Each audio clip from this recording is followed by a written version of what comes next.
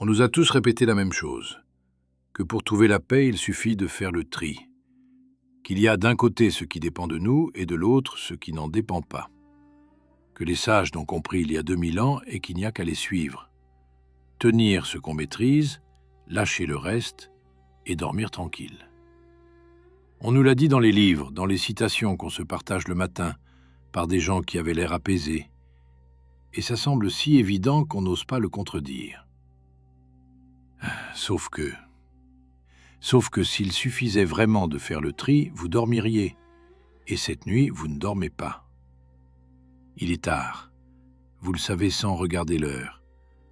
La maison a ce silence particulier des heures où plus personne ne bouge, où même les murs semblent s'être tus. Et vous êtes là, réveillé, ou pas tout à fait endormi, ce qui revient au même. Quelque chose tourne en vous qui ne veut pas se ranger. Une chose précise, presque rien vu de l'extérieur, mais qui pèse de tout son poids dans le noir. Ce dossier préparé pendant des semaines, dont la décision tombe demain, dans une salle où vous ne serez même pas. Le silence de votre enfant depuis quelques jours, lui qui ne vous raconte plus rien. Cette inquiétude sourde au sujet de votre corps, de ce signal que vous sentez sans vouloir le nommer, de ce rendez-vous que vous repoussez. Et vous avez fait ce qu'on est censé faire dans ces cas-là. Vous vous êtes dit, ça ne dépend pas de moi, alors je lâche. Je me concentre sur ce que je maîtrise. C'est sage, sur le papier. Les stoïciens eux-mêmes ont bâti une moitié de leur pensée là-dessus, et ils avaient raison. Pourtant, ça n'a rien lâché du tout. La plupart des choses qui vous tiennent éveillé n'habitent aucune des deux cases. Elles vivent entre les deux. Dans un territoire flou, immense, où votre pouvoir et votre impuissance se nouent si serrés qu'on ne sait plus où finit l'un, où commence l'autre. Reprenez ce dossier. On répète qu'il ne dépend pas de vous, donc qu'il faut lâcher. C'est faux. Vous l'avez construit. Vos mains dessus. Vos nuits déjà avant celle-ci. Une grande partie de ce qui se jouera demain vient de vous et de personne d'autre. La décision finale, elle, l'humeur de celui qui tranchera, le contexte, la chance, tout cela vous échappe. Vous tenez la corde par un bout. L'autre disparaît dans le noir. C'est ça, la vraie nuit. Le territoire du milieu, là où votre part et celle du monde sont nouées trop serrées pour qu'on les sépare. Et la sagesse de comptoir, celle qui dit « faites le tri et lâchez le reste », elle est inutile sur ce terrain-là. Pire, elle vous accuse. Si vous n'arrivez pas à lâcher, vous en concluez que vous manquez de sagesse, que les autres y arrivent et pas vous. Et vous voilà avec un second poids posé sur le premier. Vous ne dormez pas, et en plus, vous vous en voulez de ne pas dormir. Posez ça, là, maintenant. L'idée que vous auriez échoué quelque part. Vous n'avez rien raté. On vous a juste donné une carte trop simple pour un terrain compliqué. Et je vais vous dire le fond de ma pensée, sans me placer une seconde au-dessus de vous. Cette carte trop simple, j'y ai cru longtemps moi aussi. Je me la récitais, les soirs où ça tournait, ce qui dépend de moi, ce qui n'en dépend pas, comme une formule qui devait tout ranger. Et je fixais le plafond, plus agacé qu'avant, à me demander pourquoi ça marchait dans les livres et pas dans ma poitrine. Il m'a fallu du temps pour comprendre que le problème n'était pas moi. C'était la formule. Trop propre pour une vie qui ne l'est jamais. On a tous, je crois, récité une sagesse qui ne nous a pas tenu chaud, et beaucoup d'entre nous en ont conclu, à tort, qu'on était juste de mauvais élèves. Et pourtant, bien avant nos livres de poche, un vieux maître stoïcien a laissé une phrase. Une seule, rare, qu'on ne croise presque jamais. Mais quand on la croise, une nuit comme celle-ci, elle ne vous quitte plus. La voici. Le destin conduit celui qui l'accepte et traîne celui qui le refuse. Écoutez-la lentement, dans le noir. Le destin conduit celui qui l'accepte et traîne celui qui le refuse. Accepter ici, c'est voir clair. Vous avancez de toute façon, porté par un courant plus vaste que vous le vouliez ou non. Et qu'il vous reste une liberté, une seule, mais immense. Avancer avec ce courant ou vous faire traîner par lui en luttant à contresens. La même eau dans les deux cas. Deux façons seulement de la traverser. L'une vous épuise et vous déchire, l'autre vous garde entier. Et toute la différence tient dans un mot minuscule, sans doute le plus difficile de toute une vie. Accepter. Gardez cette nuance quelque part en vous. On y reviendra lentement, parce que c'est elle qui change tout. Toute la paix que vous cherchez tient peut-être dans l'écart minuscule entre vouloir tenir le résultat et soigner sa manière de faire. Mais n'allons pas trop vite. La nuit est longue. On a le temps. Le calme, on nous le vend comme un interrupteur, comme s'il suffisait de comprendre une idée pour que tout s'apaise d'un coup. Le vrai est plus lent. C'est une déposition, comme la poussière dans une pièce qu'on cesse d'agiter. Il demande du temps, du silence et surtout que l'on arrête de remuer. Alors cette nuit, on ne cherchera pas à comprendre vite. On va laisser les choses se déposer une, à leur rythme. Pour l'instant, restez juste avec cette première vérité, celle qui soulage déjà. Vos tourments ne sont pas des erreurs de tri. Ce sont des choses qui, par nature, vous appartiennent à moitié. Votre travail, vos liens, votre santé, la vie de ceux que vous aimez, le regard des autres. Votre part y est réelle, immense parfois, et jamais totale. C'est exactement pour ça qu'elle sert autant. On ne peut ni les tenir tout à fait, ni s'en détacher tout à fait. On ne lâche pas son enfant comme on lâche la météo. Alors ce soir, pas de faux semblants. On ne va pas ranger votre vie dans deux boîtes étanches. On va apprendre à habiter ce milieu flou, à y tenir debout sans qu'il vous dévore. Parce que ce milieu, c'est presque toute votre vie. Et il existe une façon de s'y tenir. Les stoïciens l'avaient trouvée, la vraie, celle qui demande un peu plus de finesse et qui donne infiniment plus de paix. Respirez. On commence vraiment. La première chose, c'est de regarder ce territoire en face, de lui donner un nom. Parce qu'une chose sans nom agit sur vous sans que vous puissiez la regarder. La nommer déjà, c'est commencer à voir clair. Alors, approchons-nous, sans peur, comme on s'avance vers un paysage à la tombée du jour, quand les contours s'effacent mais qu'on distingue encore l'essentiel. Pensez à votre journée, une journée ordinaire. Vous vous levez, et déjà presque tout ce que vous touchez vit dans cette zone du milieu. Vous préparez le petit déjeuner de quelqu'un, sans décider s'il le mangera. Vous envoyez un message qui compte, sans tenir la réponse. Vous donnez le meilleur de vous dans une conversation difficile, sans maîtriser ce que l'autre en gardera. Vous semez partout, toute la journée. Et vous récoltez rarement sur commande. Mesurez ça une seconde. Presque rien dans une vie humaine n'est entièrement entre nos mains. Et presque rien n'en est entièrement sorti non plus. Le travail encore, juste pour voir clair. Vous tenez votre part. Votre compétence, votre sérieux, le soin que vous mettez. Disons les 2/3, les 3/4 les bons jours. Reste le dernier quart qui ne sera jamais à vous. Il appartient au marché, aux humeurs, aux décisions des autres, au hasard d'une rencontre ou d'un mauvais moment. Et c'est lui, précisément, qui vous tient éveillé. Jamais les 3/4 que vous maîtrisez. Toujours le bout de corde qui disparaît dans le noir. On ne veille pas pour ce qu'on tient vraiment, seulement pour ce qui dépasse. Et remarquez une chose étrange. Plus vous êtes consciencieux, plus ce dernier quart vous torture. Celui qui ne s'investit dans rien ignore cette nuit-là. Il dort. C'est presque une injustice. L'insomnie est le prix des gens qui s'appliquent, le revers de votre sérieux. Alors comprenez bien ceci ce soir. Si vous êtes réveillé à cause d'une chose qui vous tient à cœur, c'est que vous êtes quelqu'un qui s'engage.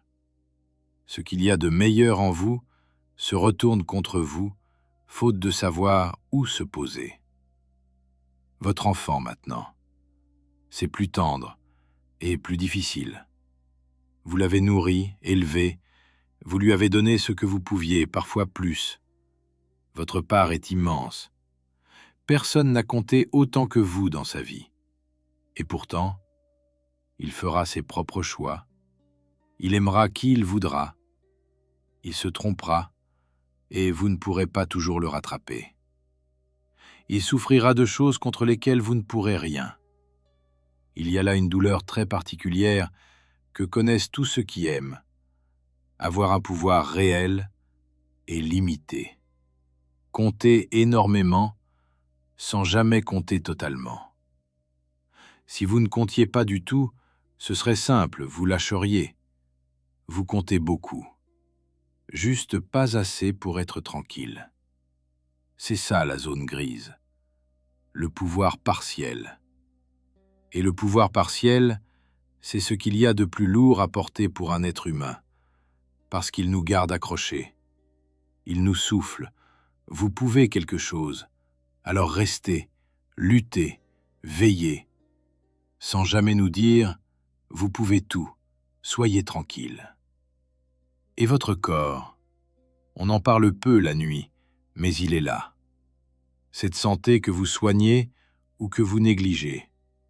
Vous faites votre part. Vous mangez à peu près correctement, vous marchez, vous essayez de dormir justement. Vous influencez votre corps. Vous ne le commandez pas.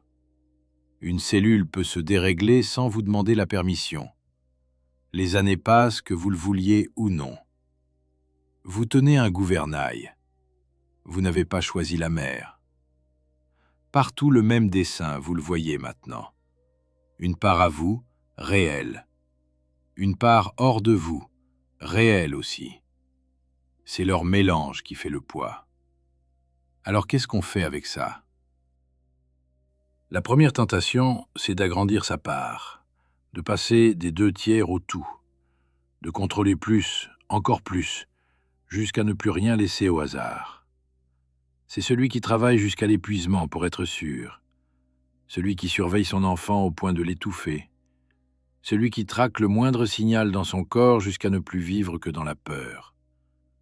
On essaie d'avaler le noir, de transformer tout l'incertain en certain, à la seule force de la vigilance. Ça épuise tout, et ça échoue toujours. Le dernier quart est incompressible. Vous pouvez le réduire un peu, à force de soins. Le supprimer, jamais. Et plus on lutte pour l'avaler, plus il nague. Celui qui veut tout tenir ne gagne pas en tranquillité. Il gagne en tension, parce qu'il a fait reposer sa paix sur une chose qui n'arrivera pas. L'autre tentation, à l'opposé, c'est de tout lâcher. Puisque le résultat m'échappe, à quoi bon m'investir? À quoi bon préparer ce dossier? À quoi bon me soigner? Et c'est l'autre piège, le détachement froid, qui prend les traits de la sagesse, mais reste un renoncement déguisé. Il confond lâcher le résultat et lâcher l'effort. C'est là, exactement là, entre ces deux pièges, que les stoïciens ont dit quelque chose de très fin. Ils ont dit « Vous vous trompez de question.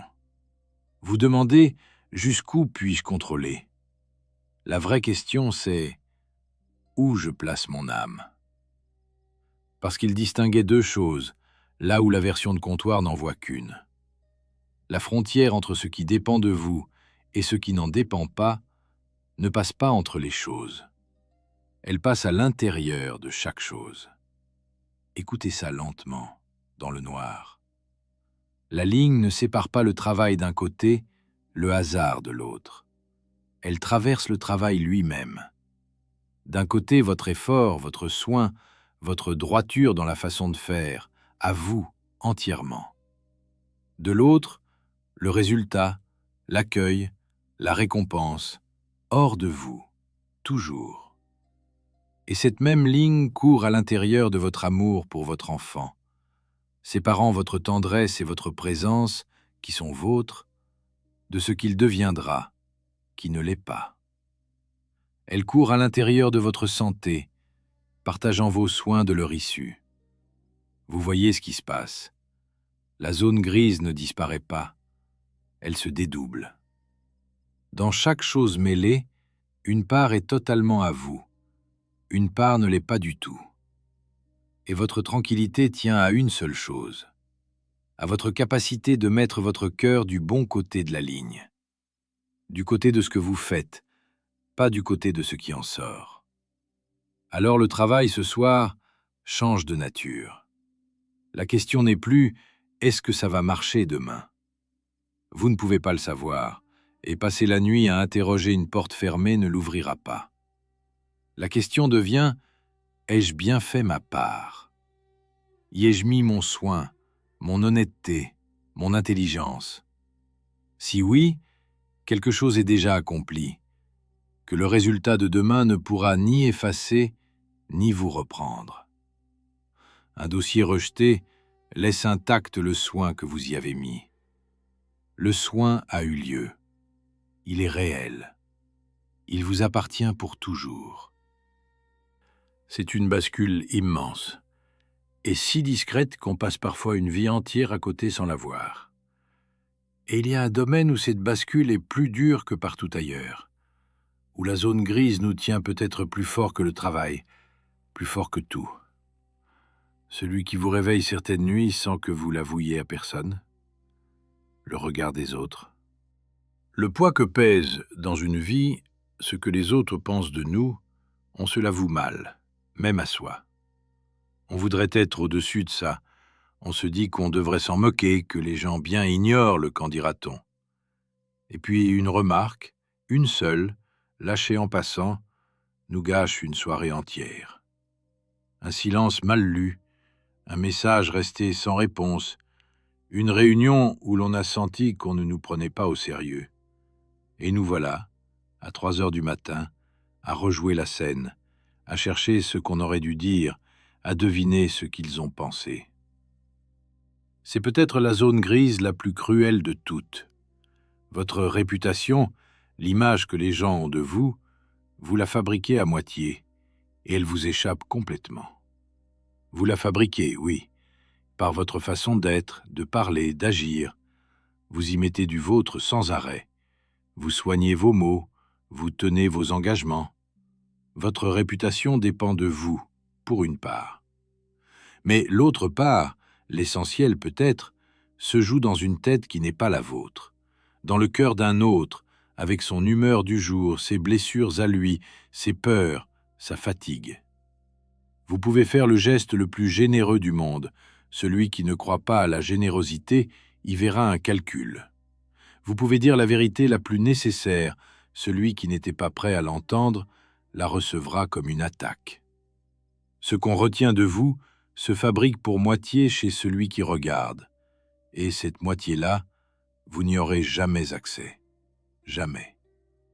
Il y avait dans la Rome ancienne des hommes tenus pour des modèles de droiture, et que pourtant toute une partie de la cité haïssait, calomniait, traînait dans la boue. Pensez à ce que ça veut dire. Des hommes qui avaient donné leur vie entière à bien agir et qui mouraient avec un nom sali par des gens qui n'avaient rien compris à ce qu'ils étaient. S'ils avaient fait dépendre leur paix de l'opinion, ils auraient vécu dans le tourment perpétuel. Beaucoup, pourtant, sont morts sereins. Pourquoi ? Parce qu'ils avaient compris une chose qui fait peur d'abord et qui soulage ensuite. Votre réputation ne vous appartient pas. Elle appartient à ceux qui se font une idée de vous. C'est leur œuvre. Vous êtes le sujet de leur tableau, et c'est un autre qui tient le pinceau. Marc Aurèle, qui n'était pourtant pas un homme sans pouvoir, se le répétait sans cesse. Combien de temps, se demandait-il, allait-il encore laisser son bonheur dépendre de ce qui se passe dans l'esprit des autres? L'homme le plus puissant de son monde, il pouvait faire trembler des nations, et même lui restait sans prise sur une seule chose, ce que les gens pensaient de lui au fond d'eux. Alors il a déplacé sa paix. Il l'a posée dans la seule chose qui lui restait vraiment, sa propre conduite. Une partie de vous proteste, et c'est juste. Elle dit « C'est injuste, je ne veux pas qu'on pense du mal de moi alors que j'agis bien ». Bien sûr, personne ne veut être mal jugé. Mais regardez ce qui arrive quand on fait dépendre sa tranquillité du jugement des autres. On ment un peu pour plaire, on arrondit ses opinions, on évite ce qui pourrait déplaire, on se déforme lentement pour entrer dans le moule de ce qu'on croit qu'on attend de nous. Et un jour, on ne sait plus qui on est, parce qu'on a passé sa vie à être l'image que les autres voulaient. Celui qui veut maîtriser sa réputation finit esclave de tous. Il y a autant d'avis que de personnes, et ils se contredisent. Plaire à l'un, c'est déplaire à l'autre. Ce tribunal n'a pas de verdict stable. Il change d'humeur d'un jour à l'autre. Et celui qui cesse de quêter ce verdict-là au dehors n'a plus qu'un seul juge à satisfaire, lui-même. Et celui-là connaît toute l'affaire. Il sait si vous avez agi droit. Il était là. Il a vu vos intentions, vos efforts, vos renoncements silencieux. C'est le seul témoin qui ne se trompe pas sur vous, parce que c'est le seul qui voit l'intérieur. Il y a une paix immense à trouver là, si on ose. Imaginez. Ne plus courir après l'approbation. Ne plus scruter les visages pour deviner si on a bien fait. Ne plus rejouer les scènes la nuit. Juste se demander le soir, ai-je agi selon ce que je crois juste? Et si oui, dormir. Vraiment dormir. Quoi qu'on dise de vous dans les pièces où vous n'êtes pas, et loin de vous rendre froid, c'est précisément ce qui vous rend capable d'aimer pour de vrai. Celui qui ne dépend plus du regard des autres peut enfin les aimer sans rien attendre en retour, sans réclamer son dû en reconnaissance. C'est peut-être la forme la plus haute du lien. Aimer sans avoir besoin d'être aimé en retour à chaque instant pour tenir debout. Alors cette nuit, s'il y a une scène qui tourne, une parole qui vous a blessé, un jugement que vous croyez sentir peser, regardez-le autrement. Posez-vous une seule question. Dans cette affaire, ai-je agi droit? Si oui, le reste appartient à l'autre. Sa façon de vous voir, c'est son tableau. Vous n'avez pas à le corriger. Vous n'avez même pas le droit d'y toucher. Laissez-le avec son pinceau et posez le vôtre. Le portrait qu'on fait de vous n'est jamais tout à fait vous. Vous, vous êtes dans vos actes, et vos actes cette nuit sont déjà accomplis. Reste une question que vous me poseriez si vous étiez en face de moi. Est-ce que tout cela veut dire que le reste n'a aucune importance? Le résultat, la réussite, l'estime, la santé de votre enfant, la vôtre. Faut-il faire comme si tout cela vous était égal? Surtout pas. Et c'est là que leur pensée devient vraiment précise. Quelque chose qui mérite qu'on s'y arrête longuement, maintenant que la maison dort et que rien ne presse. Il y avait, dans la Grèce ancienne, un homme dont presque personne ne se souvient, et c'est une injustice. Il s'appelait Chrysippe. Ni empereur, ni prince, un esprit. Un de ces esprits d'une précision rare qui passent leur vie à découper les idées au plus fin, là où les autres se contentent de l'à peu près. On raconte qu'il a écrit des centaines d'ouvrages, une montagne de pensées. Un homme qui ne lâchait jamais un problème avant de l'avoir tenu jusqu'au bout, penché des journées entières sur ses tablettes, à chercher le mot exact, la distinction juste. Et cette distinction, c'est à des hommes comme lui qu'on la doit, à cette obstination à refuser le grossier. La voici. Quand on dit que la santé, l'argent, la réussite ne dépendent pas vraiment de nous, et donc qu'il serait indifférent au bonheur, le cœur proteste. Comment ça, la santé de mon enfant me serait indifférente? C'est absurde. C'est inhumain. Et ils étaient d'accord. Ce serait inhumain. Alors ils ont posé une nuance qui sauve tout. Ils ont dit, oui, ces choses ne sont pas le bien véritable, parce que le bien véritable, c'est la qualité de votre âme, et elle seule dépend entièrement de vous. Mais parmi ces choses qui ne sont pas le bien véritable, toutes ne se valent pas. Il y en a qu'un être sensé préfère naturellement. La santé à la maladie, la sécurité au danger, la réussite à l'échec, la vie de ceux qu'on aime à leur perte. Ils les ont appelés les préférables, ce vers quoi on tend naturellement sans en faire le socle de sa paix. Vous sentez la différence, elle est énorme. On peut vouloir une chose de tout son cœur sans poser toute sa vie dessus. Vous préférez que votre dossier passe demain, évidemment. Vous y avez travaillé, vous le souhaitez, vous tendez vers ce résultat de toutes vos forces légitimes. Et vous pouvez quand même rester debout s'il ne passe pas, parce que votre socle est ailleurs, dans la façon dont vous avez agi, et ça, le monde ne peut pas vous le reprendre. C'est ça la sortie de la zone grise. Une préférence pleine, engagée, qui ne fait pas reposer la paix sur le résultat. Vous voulez, vous agissez, vous préférez, et vous laissez le résultat être ce qu'il sera.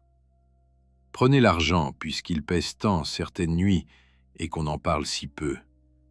Vous préférez en avoir assez, bien sûr. Vouloir un toit solide, de quoi nourrir les siens, un peu de marge pour respirer, il n'y a aucun vice là-dedans. Les stoïciens n'ont jamais demandé de mépriser ça.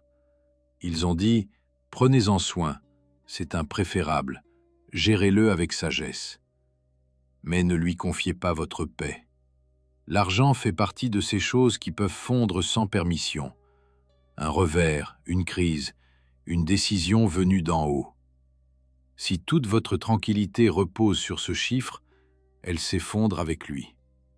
Souhaitez-le, travaillez pour lui, et gardez votre socle là où aucune crise ne peut l'atteindre. Il y a une image très ancienne que les anciens employaient pour faire sentir tout ça, et elle traverse les siècles sans une ride. Un homme sur un bateau. Il a passé des années à apprendre la mer.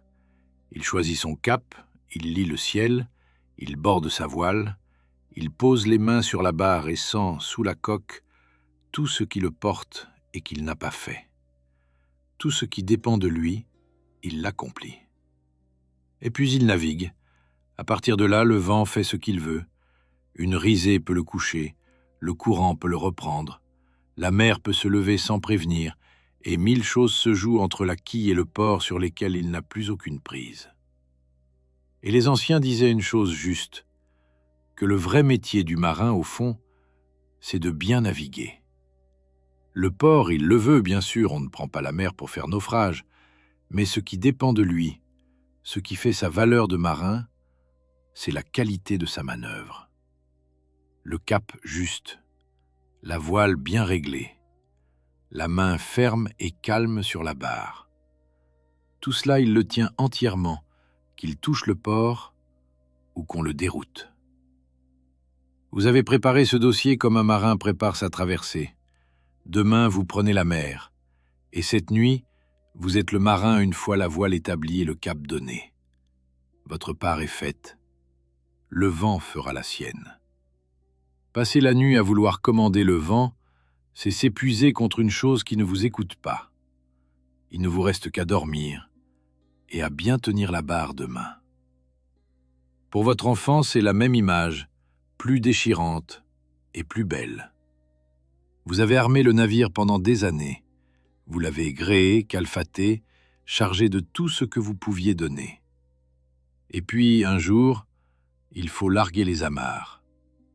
Et on le fait par amour, parce qu'un bateau qu'on garde à quai ne traverse jamais rien. Votre part, c'était la solidité de ce que vous avez construit, et l'amour mis dedans. Le voyage, désormais, lui appartient. Et la tempête qu'il croisera un jour ne sera pas un défaut de votre ouvrage. Une part de vous résiste peut-être à comparer son enfant à un bateau qu'on laisse partir. Ça peut sonner froid, comme si on parlait d'un objet à réussir. C'est tout l'inverse. On ne construit pas un navire pour le garder à quai toute sa vie. On y met tout son soin, puis on le rend à la mer, parce qu'il a été fait pour ça, traverser sans nous. Aimer, c'est peut-être exactement ça. Donner la coque la plus solide possible et regarder, le cœur serré, la voile s'éloigner vers un horizon qui ne sera jamais le nôtre. Pensez au poids que ça retire, toute cette culpabilité qu'on traîne pour des choses qui n'étaient jamais à nous, tous ces résultats qu'on s'attribue en mal, comme si une tempête essuyée prouvait qu'on était un mauvais marin. On peut mener sa barque avec un art rare et voir sa route dévier. La qualité d'une manœuvre se mesure à la manœuvre, jamais au caprice de la mer. Et l'inverse est vrai, la réussite tombée par chance ne fait la valeur de personne. Le monde récompense souvent le travail bâclé et punit le soin. C'est injuste et c'est ainsi. Raison de plus pour ne pas asseoir sa paix sur le résultat. Votre conscience du geste bien fait, elle, ne ment pas. Revenez à Chrysippe, cet homme obstiné. Il passait ses journées à chercher le mot exact, sans savoir si on se souviendrait de lui. On ne s'en souvient presque pas d'ailleurs. Le vent de l'histoire a emporté la quasi-totalité de ses écrits. Il nous reste des fragments, des citations chez d'autres, des ombres. S'il avait fait dépendre sa paix de la survie de son œuvre, il aurait vécu dans l'angoisse et serait mort trahi par l'avenir. Mais quelque chose me dit qu'il n'a pas vécu ainsi, qu'il a trouvé sa paix dans le geste lui-même, dans la joie de penser juste ce jour-là, à sa table, avec cette idée enfin tenue. Le port, c'était d'être lu, d'être retenu, des siècles plus tard. Le préférable. Le bien, le vrai, c'était la qualité de sa pensée à l'instant où il pensait. Et ça, le vent des siècles n'a pas pu le lui prendre. Parce que ça avait déjà eu lieu, parfaitement, à l'abri du résultat. Il y a là quelque chose qui touche à la beauté. Une vraie beauté, pleine, qui n'a besoin de personne pour exister. L'idée qu'un homme puisse accomplir une chose entière, achevée, parfaite, dans le secret de son travail, et que cette perfection ne doive rien à personne, ne dépende d'aucun applaudissement, d'aucune survie. Une perfection silencieuse, qui se suffit. C'est peut-être ça la dignité dont parlaient les stoïciens, la dignité qu'on porte au fond de soi, que personne ne voit et que personne ne peut retirer. Voilà ce qu'on peut faire de la zone grise. On ne la supprimera jamais. La vie restera ce mélange de notre part et de celle du monde.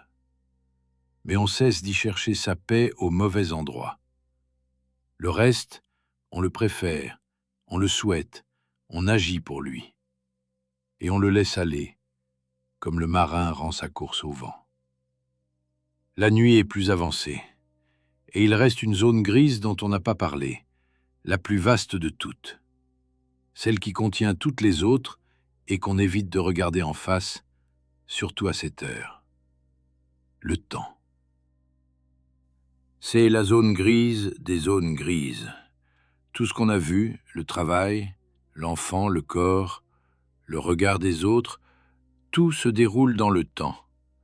Et le temps est l'exemple le plus pur de ce pouvoir qui nous tient et nous échappe d'un même mouvement. Vous influencez votre temps, c'est vrai. Vous pouvez remplir vos journées de soins ou de négligence, de présence ou d'absence. Vous pouvez ménager votre corps, le garder vaillant un peu plus longtemps. Votre part existe là aussi, bien réelle. Mais le fond vous échappe. Vous n'avez pas décidé de naître et vous ne déciderez pas du dernier jour. On peut tout faire comme il faut, manger juste, marcher, se reposer et être fauché quand même. On peut tout négliger et durer longtemps. Le nombre de jours qui vous reste, personne ne vous l'a dit. Vous êtes en mer depuis votre naissance et nul ne vous a donné la date d'arrivée, ni la distance qu'il reste jusqu'au port. On l'oublie, cette traversée sans carte, presque tout le temps. Et puis il y a ces petits chocs qui la rappellent. Un matin, vous regardez vos mains, et ce sont les mains de votre père. Un enfant que vous avez connu tout petit vous dépasse maintenant d'une tête. Vous tombez sur une date au dos d'une photo, et ce que vous croyez récent a 10 ans. Le temps ne fait aucun bruit. Il travaille en silence, et un jour il se montre, dans un miroir, ou dans une voix au téléphone qui a vieilli sans prévenir. Devant ça, on retombe dans les deux mêmes pièges. Le premier, faire comme si de rien n'était. Remplir chaque minute, courir, enchaîner, ne jamais s'arrêter, parce que s'arrêter, ce serait sentir le temps filer. C'est vouloir tenir la durée en s'étourdissant. Le second, se figer dans la peur. Penser aux derniers jours avec une telle angoisse qu'on ne vit plus aucun de ceux d'avant. C'est tout lâcher de crainte de perdre. La ligne dont on parle depuis le début de cette nuit traverse le temps aussi. De la même façon. La durée ne vous appartient pas, le nombre de jours non plus. Ce que vous mettez dans le jour, oui, entièrement. Vous ne tenez pas la longueur de votre vie, vous tenez sa densité. La façon dont vous habitez chaque jour, voilà ce qui est vraiment entre vos mains. Il y avait, à Rome, un homme qui avait connu à peu près tout ce qu'une vie peut offrir, puis reprendre. La richesse immense, l'oreille du pouvoir, et puis l'exil sur une île nue, loin de tout, des années durant. Et quand il a écrit sur le temps, il n'a pas pleuré que la vie soit trop courte. Il a dit l'inverse. Que la vie est bien assez longue, mais qu'on la gaspille.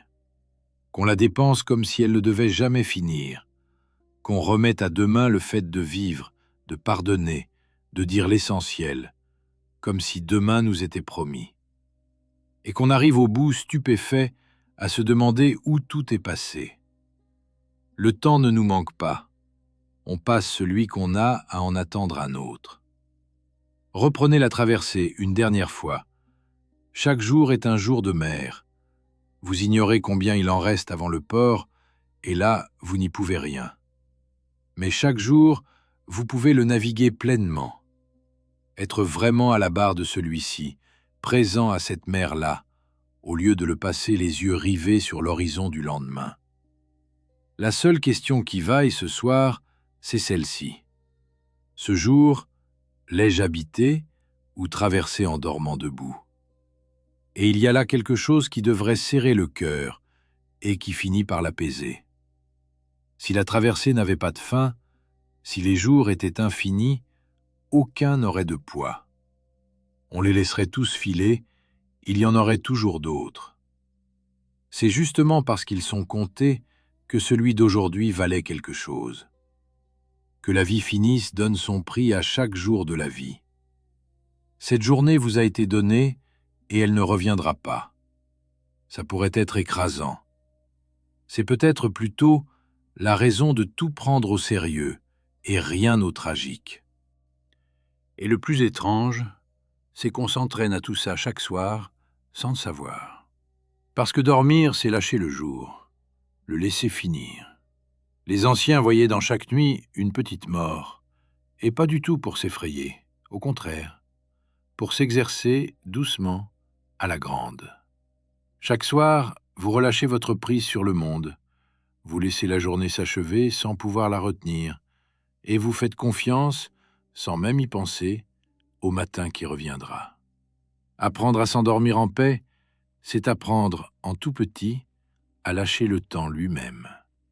Alors cette nuit, vous n'avez pas à régler la question de vieillir, ni celle de la faim. Vous avez juste à faire la version minuscule, laisser ce jour-ci s'achever, le poser, comme tout le reste, du bon côté de la ligne. Le sommeil, justement, peut être la plus insaisissable de ces zones grises, la plus impossible à ranger dans une case, parce que vous ne pouvez pas décider de dormir. Essayez. Ordonnez-vous de dormir, là, maintenant, par la seule force de votre volonté. Plus vous vous l'ordonnez, plus il s'éloigne. Le sommeil fuit celui qui le poursuit. Il vient à celui qui cesse de l'exiger. Et pourtant, il n'est pas tout à fait hors de vous non plus. Vous l'influencez. par le calme que vous installez, par le fait de cesser de lutter, par cette manière de relâcher au lieu de forcer. Vous ne le commandez pas, vous lui ouvrez la porte. Vous ne pouvez pas le faire venir, mais vous pouvez cesser de le faire fuir. Le sommeil est une mer, lui aussi. Vous ne le faites pas plus que le marin ne fait le vent. Vous préparez seulement la traversée. Vous rentrez la voile, vous coupez les lumières, vous laissez le corps se déposer au fond de la coque, et vous lâchez la barre. Vous ne ramez pas jusqu'au sommeil, vous faites votre part et vous laissez le courant vous prendre. Alors faisons ça, doucement, sans méthode rigide, sans étape à cocher, en laissant les choses se déposer une à une, comme la poussière dans une pièce qu'on a cessé d'agiter. D'abord, ce dossier de demain. Vous le sentez peut-être encore qui tourne quelque part. Regardez-le une dernière fois autrement. La voile est établie, le cap est donné. Vous avez tenu la barre ces dernières semaines. Le soin, vous l'avez mis. Le sérieux, vous l'avez donné. Ce qui dépendait de vous est accompli. Reste la traversée elle-même qui appartient au vent. Vous n'avez pas à le surveiller cette nuit. Vous ne le pouvez pas de toute façon. Confiez-le à demain. Demain s'en occupera. Laissez ce poids glisser, doucement, comme un vêtement trop lourd qu'on retire enfin à la fin d'une longue journée. Le regard des autres maintenant. Cette parole peut-être, ce jugement que vous croyez sentir. Vous avez agi droit autant que vous le pouviez. Le portrait qu'on trace de vous appartient à celui qui le trace. Posez le pinceau. Vous n'avez personne à convaincre cette nuit, personne à qui plaire. Le seul juge qui compte, celui qui vit en vous, sait déjà que vous avez fait de votre mieux. Il vous acquitte. Reposez-vous sur ce verdict-là. Ceux que vous aimez maintenant, cet enfant, ces visages qui peuplent vos pensées, vous les portez. Vous les porterez toujours, c'est la marque de l'amour. Mais cette nuit, vous n'avez pas à tenir leur trajectoire. Vous avez fait, vous faites, vous ferez encore votre part de tendresse et de présence. C'est immense, et c'est assez. Leur chemin leur appartient. Cette nuit, vous pouvez les aimer en silence, sans veiller sur ce qui n'est pas à vous. L'amour ne demande pas que vous restiez éveillé, il demande que vous soyez là demain, reposé, entier. Et votre corps, enfin, ce corps allongé, qui a porté toute la journée, toute la vie, vous n'avez rien à lui ordonner. Pour une fois, rien à faire de lui. Laissez-le être lourd. Sentez le poids de votre dos contre ce qui vous porte, le poids des jambes qui s'enfoncent, la tête qui n'a plus besoin de se tenir. Tout votre poids remis à ce qui vous soutient, sans que vous ayez à participer. C'est le seul moment de la journée où vous n'avez rien à tenir. Déposez tout. Votre respiration se fait d'elle-même. Vous n'avez pas à la diriger. Elle sait. Elle a toujours su. Comme tant de choses en vous qui vont mieux quand vous cessez de vouloir les commander. C'est peut-être ça, au fond, la grande leçon de cette zone grise. Que la vie entière fonctionne ainsi. Que les plus belles choses se préparent et s'accueillent sans jamais se commander. Le sommeil, la confiance, l'amour de ceux qui nous aiment, l'estime quand elle vient sans qu'on l'ait mendiée, la paix elle-même. On ne les attrape pas en serrant le poing, on les reçoit en ouvrant la main. Vous avez fait votre part aujourd'hui. Pas parfaitement, personne ne fait parfaitement, mais vous avez tenu la barre du mieux que vous pouviez, avec les mains et le cœur que vous aviez ce jour-là. C'est tout ce qui vous était demandé. Le reste appartient au vent, et le vent n'a pas besoin de votre surveillance pour souffler.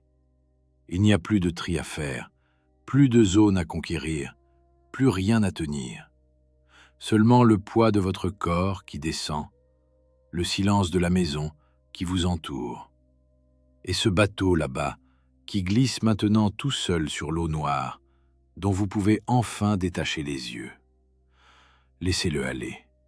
Vous êtes ici, au repos, du bon côté de la ligne.